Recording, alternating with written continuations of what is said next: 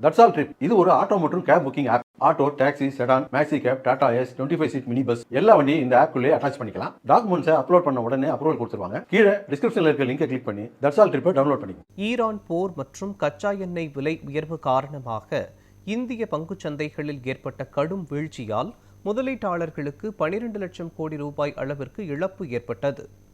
இந்திய பங்குச்சந்தை திங்கட்கிழமை பெரும் சரிவை பதிவு செய்து முதலீட்டாளர்களுக்கு பெரும் பாதிப்பை ஏற்படுத்தியது. வாரத்தின் முதல் நாள் வர்த்தகத்தில் சென்செக்ஸ் குறியீடு கிட்டத்தட்ட 2400 புள்ளிகள் வீழ்ந்து 76,424ஆகவும், நிப்டி 50 சுமார் 700 புள்ளிகள் சரிந்து 23,750ஆகவும் தொடங்கியது.